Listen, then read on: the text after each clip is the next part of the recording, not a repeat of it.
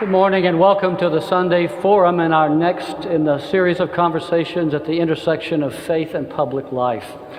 I'm delighted to say we have with us one of the world's leading figures in the area of the conversation between religion and science today. He's part of a distinguished English club called the Royal Society, that highly honorific group of famous scientists and thinkers that has included through the years Sir Isaac Newton and Robert Boyle and Christopher Wren. John Polkinghorne is an Anglican priest, had a very distinguished first career as a physicist, became along the way a Knight Commander of the British Empire, author of more than 30 books, and winner of the 2002 Templeton Prize, the very significant prize offered once a year for someone who has done distinguished work in this area of science and religion. For many years, he was the professor of mathematical physics at Cambridge University, and later the canon theologian of Liverpool Cathedral. Now retired, but clearly still writing and speaking. I've had the privilege over 20 years of reading quite a sequence of his books, one after another. They pour out with some regularity and always have something fresh and interesting to say about this conversation. John, it's a great pleasure to have you with us today. It's a great pleasure for me to be here, I can assure you. Wonderful. We've had scientists and theologians here at the Sunday Forum in the past, but this is the first time we've had a scientist who also happens to be a knight. I understand that even though you are KBE, you are a knight, I'm not supposed to address you as Sir John, though. Now, why is that? That's right. Well, it's English protocol. I think it's because we're not allowed to stick swords into people as clergy, and that's what knights are supposed to do. So I'm a knight, but not a sir. So clergymen are not sirs. They have other honorifics. You started out as a scientist. In fact, had a full career as a scientist, not making the switch into going to study theology until the age of 49. That's right. Can you tell us something about how all that transpired, how this highly accomplished physicist, working hard in that field for many years, decided to take that kind of turn? Well, I enjoyed being a theoretical physicist very much and regarded, in fact, as being a Christian vocation to use such talents as I had. But in these mathematically based subjects, you don't get better as you get older. You probably don't do your best work before you're 25, but almost certainly by the time you're 45, you will have made your contribution. So I thought the time was coming when I should do something else. I didn't leave physics because I was disillusioned with it. I still keep an interest in it. But I thought the time had come to do something else. Christian faith has always been central to my life. And as I thought about it and prayed about it, and of course talked to my wife about it, because it had to be a joint decision, the idea of seeking ordination seemed the right next thing to do, and I think it was. You talk about through your whole career as a physicist, having your faith be profoundly important to you as well. In what ways did your work as a physicist touch on your life of faith, or your life of faith on your work of a physicist, or were they basically separate realms that you would turn to one after the other? Well, I wanted to be a Christian and a scientist every day of the week, not a Christian on Sundays and a scientist on Mondays to Saturdays. So they do interact with each other. They're concerned with asking different questions. Science asks the question about how things happen in the world, the processes of the world. And of course, religion is concerned with what's going on in what's happening, meaning and purpose and value behind it. But for example, I worked in fundamental physics, and we're deeply impressed by the wonderful order of the world. The basic equations of science are beautiful equations. And is that just a bit of good luck? Or is it the sign that there is some capital M mind behind the order of the universe? I think that's the right answer. So my religious understanding didn't tell me the answer to scientific questions, but it helped me to understand why science is possible at all and why it is so wonderfully rewarding for those of us privileged to do it. I've read your writing about beautiful equations, and I'm so glad I've got you here so that you can actually explain to me what is a beautiful mathematical equation. Well, that's one of the questions one fears on these occasions. Like all forms of beauty, mathematical beauty is easier to recognize than to describe. It involves things like being economic and elegant. It involves a very simple-looking expression turning out to have very extensive and unexpected consequences. It's a fairly rare and austere form of aesthetic experience. mathematical beauty, but it's one that those of us who speak that language can agree about. So I think it's something that is really there.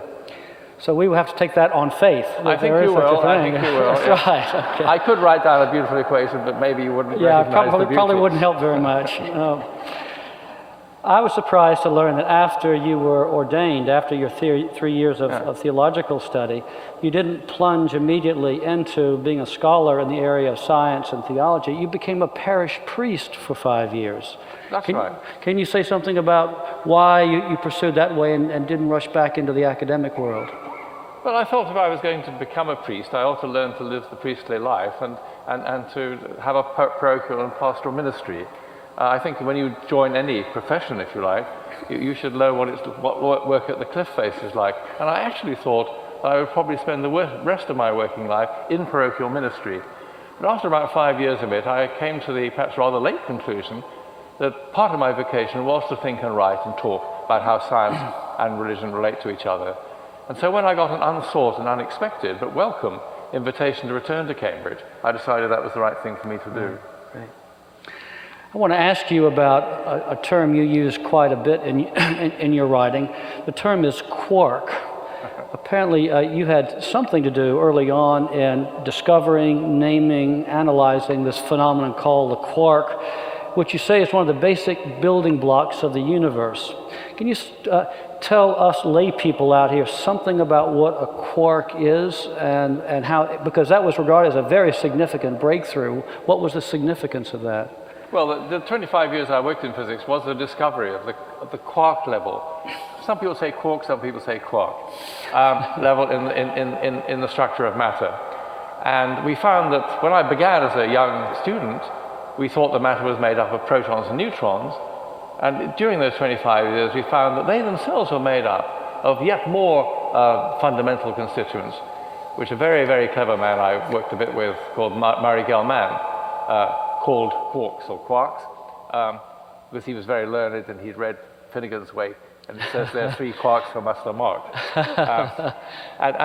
So they're the next stage in the structure of matter. But they're a new stage because though we believe in quarks, nobody's ever seen one on its own. They are unseen realities. We believe in them because they make sense of the things that we can see. So I think that a particle physicist believes in unseen realities in a rather similar way, which I, as a Christian believer, believe in the unseen reality of God, because that makes sense of more directly perceptible forms of spiritual experience.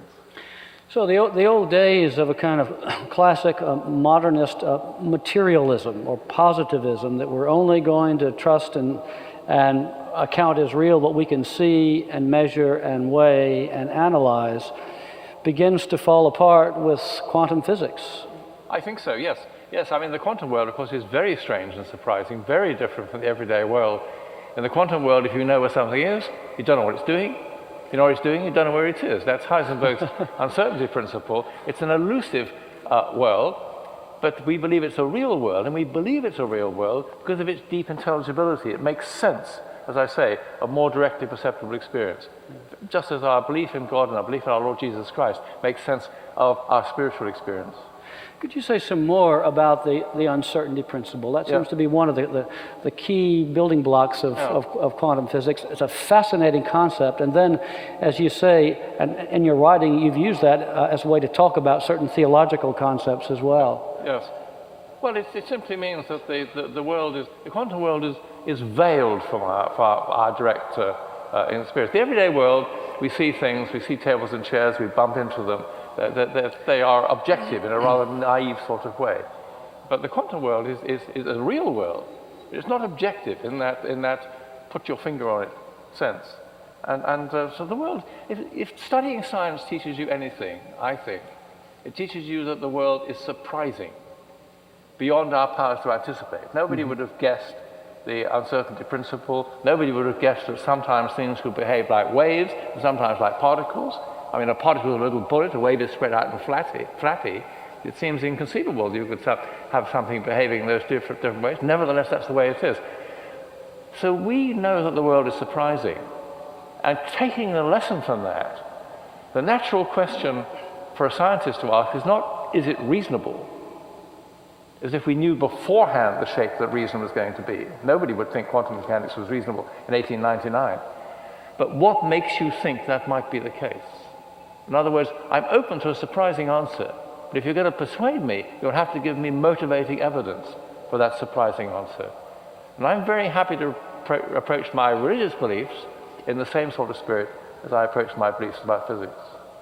So in the way that you talk about scientific theories of light, if you look at light from one perspective, it appears as particles. Right. If you look at it from another perspective, it appears as waves. That's right. So here you have two different contrasting perspectives on the same phenomenon, and both are true. That's right. So that takes you outside of a sort of linear way of thinking and positivistic, rationalistic way of analyzing things into, as you're describing, this whole different way of thinking about things. Well, I think it's impossible for a Christian believer to say what you've just said without thinking also about the New Testament. The writers of the New Testament are all talking about a man who was around within living memory at the time they were writing. But they find when they write about him, they can't adequately describe their experience of him simply in human language. They're driven to use also divine-sounding language. So they call Jesus Lord, which is an attribute really of the one God of Israel. Hear, O Israel, the Lord our God is one Lord. So that they are driven to this paradoxical belief, again, by their experience, the same way that physicists in the beginning of the 20th century were driven to the paradoxical belief in wave-particle duality. And in fact, it's very striking reading the New Testament how the language will flip from wave to particle, so to speak, from Jesus as regular enfleshed human being, or Jesus as Son of God. And we could even say that the Gospel of John tends to focus a great deal more on the more divine side. Mark say more on the human side, but they both have crossover perceptions as well. That's right, yes. And when I read the New Testament, I get the impression that the writers are just struggling to make sense of this complex and unexpected experience, which they can't deny, but they don't fully know how to express. And of course, it took the church a long time to wrestle with that, and we haven't completely solved the problem yet. Right. You describe such a natural and complementary way of viewing reality between religion and in fact, religion and science. In fact, say that the way of knowing that certainly physicists are engaged in is remarkably analogous to the way theologians end up thinking. And yet, we're living in a time where there seems to be a great deal of faith and science wars. We've had, you might say, fundamentalists on both sides, or at least angry antagonists on both sides, and we've been watching the slinging back and forth of accusations about foolishness and ignorance on both sides. Why do you think this has been such a difficult time in the relationship between science and religion? Well, I'm puzzled by that to some extent, I must say, but I think one of the reasons is we live in a time where people are longing for black and white certainty. This is totally true, or that is totally true. And so you get these fundamentalists. I mean, Richard Dawkins, for example, an old enemy of mine, so to speak. Richard Dawkins. Yes. I mean, he's an atheist fundamentalist, just like people who think that the Earth is 6,000 years old are biblical fundamentalists. And I think both sides deserve each other.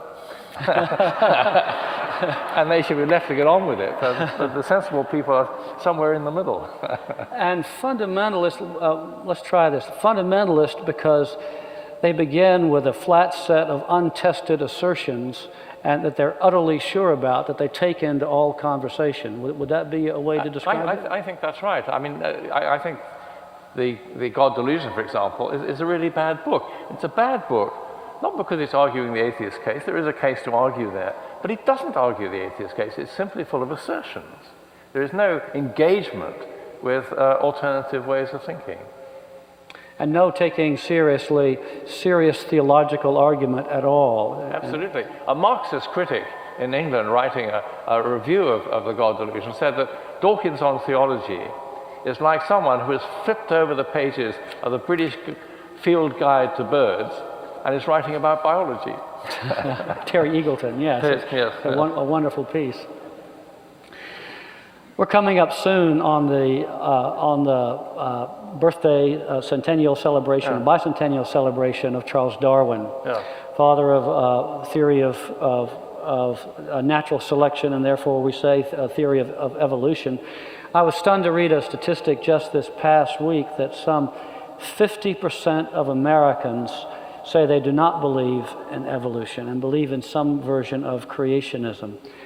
How do you think intelligent, scientifically aware society can get itself in a place like that? Well, you have to tell me. I mean, this is a very North American phenomenon, I think. Be quite so rejecting. Much more so than in Britain or Europe. Much more so than in Britain. Of course, there are people who don't accept it in Britain. And I might say in passing that I deeply resent the way in which words are hijacked by people. I'm a creationist. I believe that the world is God's creation, but I'm not a creationist in this curious literal sense. I'm sorry. In actual fact, you know, as somebody wrote quite soon after the publication of The Origin of Species, in the guise of a foe, Darwin did the act of a friend. You see, the truth is always helpful, and we have very good reason to believe that the broad story of evolutionary biology, of descent through modification, starting simple, becoming rich and complex, is undoubtedly a true story. And there's a completely false impression that when Darwin published The Origin of Species in 1859, all the scientists shouted yes, yes, yes. All the religious people, on the other hand, shouted no, no, no, particularly the obscurantist clergy, of course. And so that was the parting of the ways. That's totally untrue. There were difficulties on both sides. The scientists had certain difficulties, and there were people on the religious side who welcomed Darwin's insight right from the start, one of whom was Charles Kingsley, the novelist and Anglican clergyman, who about a year after the publication of The Origin said, what Darwin had showed us was that God had not made a ready-made world by snapping the divine fingers, but God had done something cleverer than that, because God had brought into a being, a creation so endowed with potentiality that creatures could explore and bring that potentiality to birth. Creatures could make themselves. And that's the theological way to think about evolution. And it helps our religious belief with what is surely the greatest difficulty of religious belief. The greatest difficulty of religious belief is surely the problem of evil and suffering. I don't need to explain the problem, we all know what it is. But in a world in which creatures are exploring and bringing potentiality to birth, making themselves, there will of course be great fruitfulness, but there will also be ragged edges and blind alleys. Genetic mutation is the engine which has driven the fruitful history of life. But if germ cells are to mutate and produce new forms of life, it is inevitable that somatic cells will be able to mutate sometimes as well, and sometimes when they do that, they will become malignant.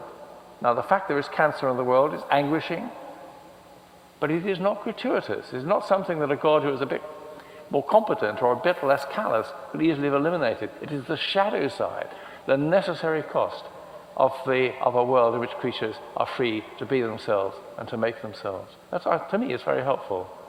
Let's stay with this for a minute. Yeah. Certainly for me as a pastor, and I think in lots of conversations we've all had, the biggest problem for people in their faith comes when they try to align some tragedy in their life or that they have seen happen with a God of love and a God whose purposes are good. And as you're saying, it takes us to the notion of how it is that God is engaged in the world, Yes. why God has, for some reason, chosen not to be the omnicompetent manager of everything, Yes. but has entered in this risky business of eliciting a cosmos. Could you paint the picture of the kind of God that you've seen both in your faith and in your science? Well, yes, I think that's a very important question. I mean, there are two extremes, it seems to me, of God's relationship to the world, which are not acceptable to Christian thinking. One is the indifferent deistic spectator who just sets it all spinning and just stands back and watches what's going to happen. The God of love can't be as indifferent as that, but neither can the God of love be a sort of cosmic puppet master in total control of everything that happens, pulling every string to make every creature dance to the divine tune alone. The gift of love is always the gift of some form of independence to the objects of love. As parents, we know we have to allow our children, as they grow up, to be themselves and make themselves. Little Johnny or little Joan has learned how to ride a bicycle. At some stage, they have to be allowed to go off into the traffic on their own. The gift of love is the gift of independence, and the gift of independence is always risky. And science helps us. I don't want to see it for a minute that there's a one-line answer to the problem of suffering. It's deep and to be taken absolutely seriously. But I think science does help us a little bit. We tend to think, if we'd been in charge of creation, we would have done it better. We would have kept all the nice things, the sunsets, the flowers, got rid of all the nasty things, the disease and disaster. But the more science helps us to understand how the world works, we see that things are entangled with each other. You can't pull them apart. Here's the good stuff, keep that. Here's the bad stuff, throw it away. It's a package deal. And that's a little bit of help in wrestling with the problems of disease and disaster. And apparently the package deal becomes the only conceivable context for freely choosing creatures to emerge who are capable of choosing to love. And if somehow in the purposes of God is ultimately a vision of a separate order of creatures able to spread the goodness of love with each other and across their own world, then God had to undertake some risk like this, yes, for both for the physical cosmos, but also for human beings as well. Yes, I think that's right. Yes, I mean the risk for the physical cosmos is the physical evil of disease and disaster. In the moral sphere, of course, it's the abuse of human free will. Right. What's your answer if someone hearing this argument saying God has undertaken this huge risk of calling this cosmos into being with freedom, but it was a bad choice. It wasn't worth it. If you look at the devastation that happens across the world and back through history, as Ivan would say in the Brothers Karamazov, I give my ticket back to being in a world like that. Yeah. Well, I agree that the problem of evil and suffering is very largely the problem of scale, that there is so much of it, or seems to be so much of it. I mean, we all know people who have had great suffering and have had the spiritual strength to overcome that in a way that is deeply inspiring. But we also all know people who apparently have been extinguished by suffering. And that's the mystery of it. Well, I don't know how to answer that, but to accept and acknowledge the difficulty, and to say one further thing, that because of the incarnation, the Christian God is not simply a compassionate spectator up in the invulnerability of heaven, watching it all happen. But we believe in the cross of Christ, in the darkness of Golgotha. We see God himself sharing a human life, dying a human death in shame and pain, and being a fellow sufferer with us, knowing suffering not from the outside, but on the inside. The Christian God is the crucified God. And that, to me, is a very deep and helpful insight. So the God of Christian faith both enters into the consequences of the kind of world as God has called into being, and participates with us in it. And then strangely and mysteriously, through what we've seen in that one life, promise that there is yet more life to come beyond the suffering that happens in this world. That's right, yes. And I think that's part of the reply to Ivan Karamazov. I mean, Ivan tells this terrible story about the young peasant boy being torn to pieces by the dogs of a cruel general. That, of course, is a terrible story. But the story is yet more terrible if that boy has no destiny beyond his terrible death. And that's what Ivan doesn't take into account. I don't want to play a sort of pie in the sky card and say, this is a terrible world, but it's only 80 years and it'll be all right in the end. That's too trivial. But nevertheless, if death is the real end, then the world does seem more futile and pointless than it would be if this is not the stepping stone to further purposes of God. Do you, as a scientist, pray? Oh, yes, absolutely. In all sorts of ways, by the way. I mean, of course, there's no single way of praying. Many scientists pray without knowing it. I spoke about the wonderful order of the world, and the experience of wonder is a very important part of scientific experience, even if we don't use the word wonder in our papers in the learned journals. And that experience of wonder is, I think, a worshipful experience of the generosity of the Creator. But the big question, of course, is petitionary prayer. Yes. Well, I think we can say that up to the 20th century, science seemed to describe a world that seemed to be mechanical in its character, a piece of gigantic clockwork. And if that were the case, the best you could hope for is that the clockmaker had designed the clockwork as best could be. But there was always something fishy about that view of the world, because I think we know ourselves to be more than automata. And 20th century science discovered that the world, whatever the world is, it is not clockwork. It is something much more subtle, and I believe more supple than clockwork. In quantum theory, in the subatomic world, and then later on in chaos theory, in the world of every day, we discover that there are intrinsic unpredictabilities present in the world process. Whatever it is not mechanical. And I think I can say, I mean, there's a long argument you need to make here to do this absolutely rigorously, but that argument can be made.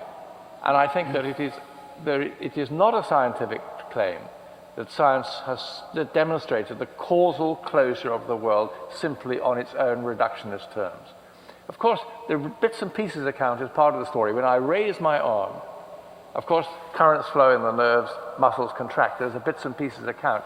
But there's also an agency account. I, as a person, raise my arm. And science does not forbid me to deny that irreducible human experience of being able to act as an agent.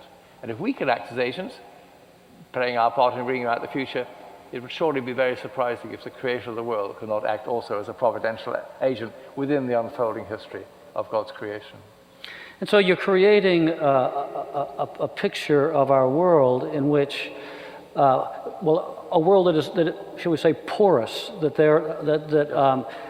your word was supple, that there is, amidst the forces and energies sustained by God that are holding the world in being, for all we can tell, that cause and effect is not a lockstep thing, and other things, uncertainty, principle, things happening in surprising ways all the time. So that it's at least porous and therefore entirely imaginable that other non-physical forces like prayer and compassion and hope and agency, just deciding to act as a person. Yes, I think that's right.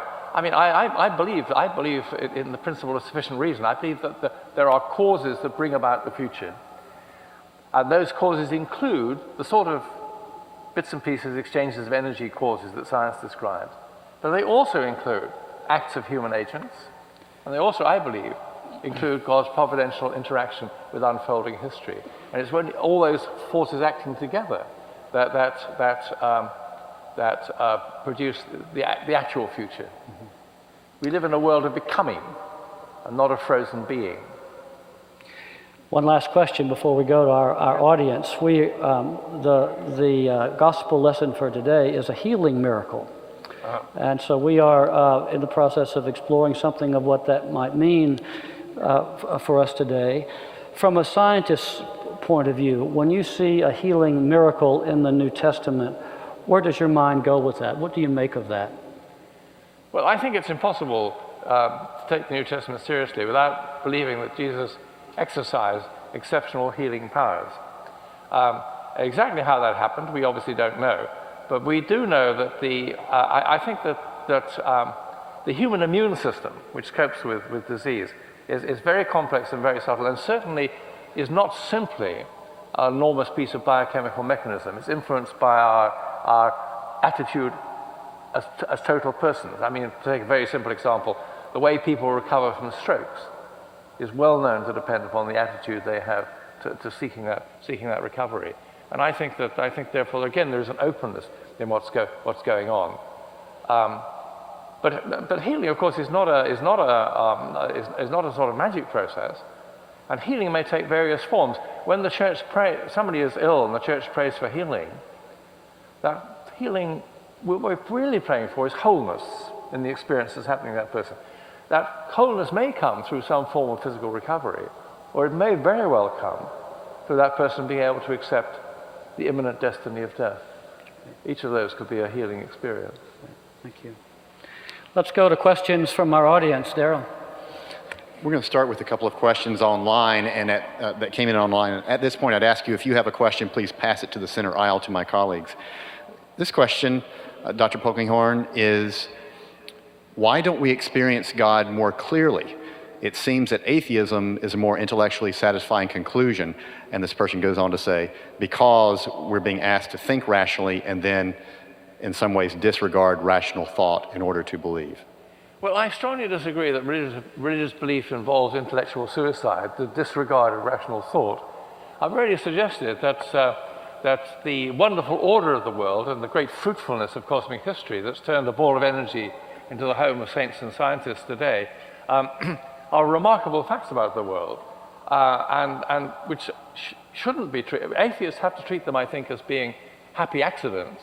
They seem to me too significant to be satisfactorily treated in that sort of way. I absolutely want to look at religious belief with my eyes open. I don't think that atheism is the default position. I think you have to argue for atheism quite as much as you have to argue for theism. Of course, it's a complex argument, and none of us has absolute certainty. But I'm myself persuaded that the case for theism is sufficiently strong for me to commit my life to it. The person is taking up the strand of discussion around evolution and asks, is there an evolutionary component to spiritual experience or to spiritual intelligence? Is there an evolutionary component to spiritual? I assume they're asking. Yes, yes. Well, I think if you think about cosmic history or terrestrial history, you can see that there is continuous development, but there are times when something quite new and quite unprecedented emerges. For about 10 billion years, the universe, as far as we know, had no life in it, simply had inanimate matter. And then life, animate matter, emerged from that, here on Earth and perhaps elsewhere in the universe. I think it emerged through natural processes, but it was something qualitatively new that came into being. Later on, as life became more complicated, conscious life emerged from just ordinary life. Instead of just having worms, you have primates and beings of that nature. Then I think actually self-conscious life in the peculiar human sense emerged from it. We are, I think, self-conscious in a way that even our primate cousins are not. Chimpanzees can live in the near present. They can figure out, throughout the stick, the banana falls down. They don't sit there thinking, in 15, 20 years, I'm going to die. We do. We can project our minds into the future and into the past. At the same time, I think that we became self-conscious in that very special sense. We also became God-conscious. And I think all of that came out of the unfolding development and emergence of the potentiality with which the Creator had endowed creation. This person is asking, are we truly on the verge of discovering a, quote, God particle or a God gene? Are we hardwired for God? Oh dear, yes. The NHC, this big accelerating machine in Geneva, which started with a big bang and followed with another big bang, and unfortunately it won't be operating again until at least July. It's looking for the Higgs boson, which is a missing link in our theories of matter. And I think it's quite likely that it's there, and if it is there, the machine will find it. Could you describe that? I'm not following this. What is this missing link? Well, we have this theory, this quark theory of matter. It only has one snag in it. If you take it as we have it at the moment, all the particles don't have any mass. They're all massless particles, which obviously doesn't fit the world. So nothing weighs anything. Nothing weighs anything. Right. So you have to have something that will give the particles mass. And a very clever chap who I know quite well, called Peter Higgs, had an idea of how this would happen. But it requires the existence of an extra particle, called the Higgs particle, not by Peter, of course, but by others. And that's you need too much energy to discover it up till now, but the LHC would have enough energy to find it if it's there. Some American physicist, I think it was Leon Lederman, writing a popular book, foolishly, and he now regrets it, dubbed this particle the God particle. Not for any deep theological reason, but simply it was the particle that gave mass to everything else. And it's a bad name, and scientists are embarrassed by it, whether they're believers or unbelievers, they're embarrassed by it. So If the Higgs particle is there, that would be a very interesting scientific discovery, but it will have no real theological significance. Back to the question of suffering. Can there be spiritual growth or discovery without suffering of some kind? Well, I think there can't be human life without suffering. The mystery, again, is the different degrees in which it comes to people. I don't want a masochistic religion, which says the more suffering, the better you are. The sort of self-flagellating religion. I think that Christianity has sometimes gone down that road, but I think it's been a corruption of Christianity. But there will be suffering in the world. None of us will live a life free from suffering. Jesus says, take up your cross and follow me. You don't have to make your own cross. Your cross will come to you in life in some sort of way. So I think it's just human life that has inevitable, unavoidable suffering in it. Is mathematics the language that separates, the physical sciences from theology? From theology? Well, no. I mean, it's a particular form of language. I mean, I don't think one's going to express theology in mathematical terms. I mean, Kabbalists thought that might be so. They saw theological significance in numbers, but I don't think that's the right way to take. Mathematics just happens to be a very beautiful, very precise language, and it turns out to be, as Galileo had guessed really early on in modern science, the language in which the laws of nature seem to be written. To that extent, it has significance, but that's no more than that. And that's enough, by the way, in terms of significance. What's the role of chance, both in the physical world and in terms of God's role if human beings are harmed through chance or coincidence? Well, chance is a very tricky, slippery word. I mean, people often say that evolutionary process is the interplay between chance and necessity. And that's not a bad way of putting it, provided you understand what you mean by those words. And by chance is not meant a sort of cosmic roulette wheel or the goddess Fortuna. It simply means contingency. It means that this happens rather than that. The world is so rich with possibilities that only a tiny, tiny fraction of what might have happened has actually happened, even in the 13.7 billion year history of the universe. So chance means human contingency. I don't think it's an accident at all that self-conscious beings have emerged. But there's obviously a lot which is accidental in that sense about Homo sapiens. I don't think it was decreed from all eternity that we should have 5 fingers. So the chance simply represents the particularity of what happens. This happens rather than that. This particular genetic mutation happens, steers the life in this direction, produces 5-fingered Homo sapiens. A slightly different mutation might have steered in that direction, eventually leading to 6-fingered Homo sapiens. Chance is not a boo word. It just represents the particularity of what happens. Sorry. Could you speak to Richard Dawkins' argument on the extinction of species versus a God of love? Well, it's true, of course, that 99% or whatever it is of species that have existed no longer exist. Well, I think that's just the unfolding process of the world. I think that, again, if God has everlasting purposes for species, then those species will have some destiny beyond their deaths. I certainly myself hope that the world to come doesn't contain too many dinosaurs, and I fervently hope it doesn't contain too many bacteria, which were the inhabitants of Earth for at least 2 billion years. Sometimes the circumstances of extinctions are, of course, sad, but I think that I'm not greatly troubled myself by the fact that not all species that have ever lived are living today. This is a general question on this conversation. What do you think would be helpful for Christian laypersons, or what do Christian laypersons need to know about the science-faith relationship to be better informed? What people need to know about science and faith issues? Well, I would simply say to this, I say to this to everybody, clergy or laity alike, I would say, if you are seeking to serve the God of truth, then welcome truth and don't fear truth from whatever source it may come. Now, science won't tell you all the truth, but it will certainly tell you some of the truth. Some of the things that science has to say will be perhaps opaque and not so easily accessible to all of us, but take and welcome truth, including scientific truth. That's the important thing. And there is no spiritual value in willful ignorance.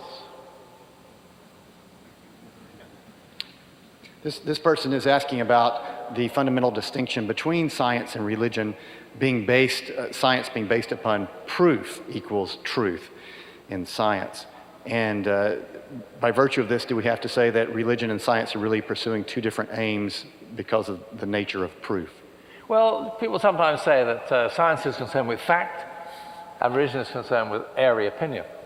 That's to make two bad mistakes. It's to make a mistake about science and a mistake about religion. The mistake about science is that science is much more subtle and in fact also much more interesting than simply confrontation with unquestionable fact. There are no scientific facts, or no interesting scientific facts, that are not already interpreted facts. I could show you some piece of experimental apparatus and there's some sort of dial and the pointer moves across the dial and it stops at 3.7. We could all agree that's so. But what does that mean? You need a theory, you need theoretical opinion to tell you what the machine is measuring before that fact becomes an interesting fact, whatever it might signify. So science isn't just unproblematic fact, it is a very subtle and in fact circular interaction between experimental findings and theoretical interpretations. My favorite philosopher of science is somebody called Michael Polanyi, who was a very distinguished scientist before he became a philosopher. Wrote a famous book called Personal Knowledge, in which he says, and he's talking about science, remember, I'm writing this book to show me how I can commit myself to what I believe scientifically to be true, knowing that it might be false. I don't think we have certain knowledge of any really interesting things. There is always an act of commitment, of precariousness involved in it. That's true of science, and it's also, of course, obviously true of our religion. And again, I say my religious faith is not a question of shutting my eyes, gritting my teeth, believing 6 impossible things before breakfast because some unquestionable authority tells me that's what I've got to do. I have motivations for my religious beliefs, just as I have motivations for my scientific beliefs. There are different kinds of motivations, there are different kinds of beliefs. So in a sense, I think the science and religion, or rather theology, the intellectual reflection on religion, are cousins under the skin in that respect. And I think proof is a very narrow concept. The great 20th century logician Kurt Gödel showed us that even mathematics cannot prove its own consistency. Just to add to this, from Michael Polanyi's book, Personal Knowledge, one of the liberating and exciting insights in that amazing book is his discussion of fiduciary frameworks. The fact that all scientific inquiry, all knowing is based on a set of first premises and principles that are not proven to begin with. That they are a construct within which people decide to explore, and through the exploration find that fruitful and helpful or not, which is precisely what you're saying about theology. It's a construct that we have found fruitful and helpful and continues to be validated in the exploration. So part of what he's saying is they're the same enterprise. Each has its different fiduciary or set of fiduciary frameworks. Yes, thank you. That's very helpful. Yes, I mean, science, for example, requires the act of faith that we live in a world that is intelligible and open to our inquiry. For beginning, right. This question is, I believe, quoting the philosopher Leibniz, that we live in the best of all possible worlds. Do we live in the best of all possible worlds? Well, I think that was probably a slightly incautious remark on Leibniz's part. It's not clear to me that the concept of the best of all possible worlds is even a coherent concept. What is the best of all possible symphonies? Is it Beethoven's Sixth? Or is it Schubert's Unfinished, or what? So I'm not sure that's meaningful. We live in a world that is fruitful, but has a shadow side to it. We are troubled sometimes between the balance between fruitfulness and destructiveness. That's the problem of suffering, which we come back to time and again, and rightly so, in these discussions. I think we live in a very remarkable and fruitful universe. I mean, just think of it.